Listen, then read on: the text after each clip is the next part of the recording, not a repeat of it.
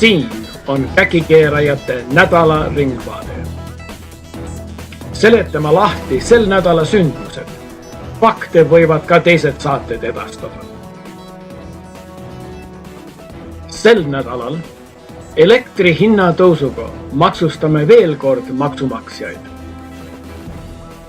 Eesti Panga nõukogu pani Lipstokile ja Ansipile ära.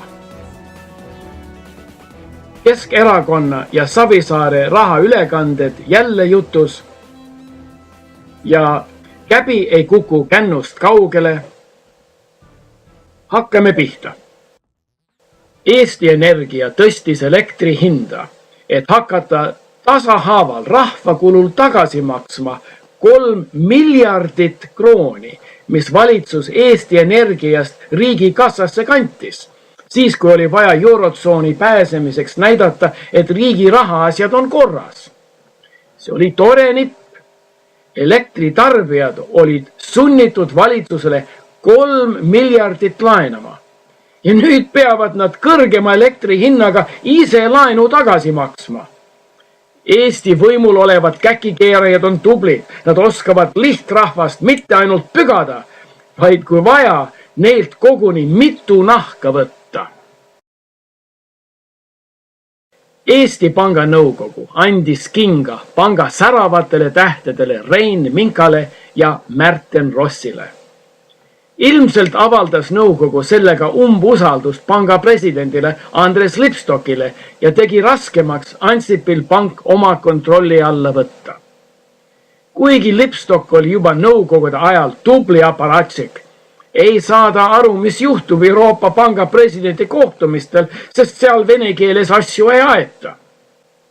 Minka pole mitte ainult vinge pankur, vaid ka vingar rusikamees. Ta mõisteti kohtus süüdi oma naiskolleegile raskete kehavigastuste tekitamises. Nüüd ei jää Ansipil muud üle, kui muuta Eesti Panga seadust, et nõukogusse panna kõik oma poisid, enne kui Lipstok kah kinga saab. Eesti kõige kohanemisvõimeline käkikeeraja, Keskerakonna suur juht Edgar Savisaar on üle saanud nendest ajutistest raskustest, mis olid põhjustatud, kui suurem rahasüst ja Venemaa aate ja rahvuskaaslastelt nurjus. Arvatavasti vist ühe partei sisese äraandja tõttu. Näib, et hiljutised rahaülekanded, seekord vist kõik sulas, on õnnestunud. Maksu- ja Tolliameti andmetel maksis Keskerakond aprilli lõpus ära suure osa oma üle 16 000 eurosest maksuvõlast.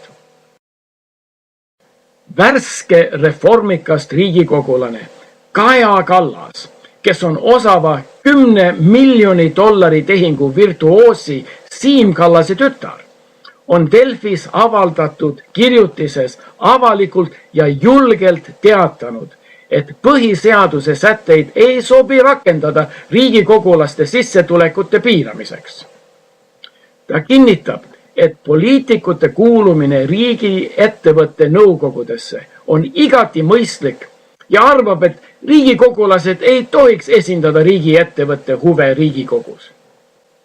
See on ju nii väga õige. Loomulikult peavad riigikogulastest Eesti käkikeerajad hoolitsema nii hästi riigikogus kui ka riigi ettevõttes eelkõige enda huvide eest. Enda huvide ja sissetulekute kaitseks peavadki nad ignoreerima rumalat põhiseaduse 63. paragrahvi, mis ütleb, et nad ei tohi olla üheski muus riigiametis. Ja veelgi rumalamad 64. mis ütleb, et Riigikogu liikme volitused lõpevad tema astumisega mõnda teise riigi ametisse.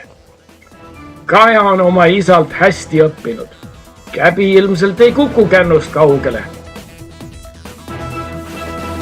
Ja sellel nädalal teil rohkem teada ei ole vaja.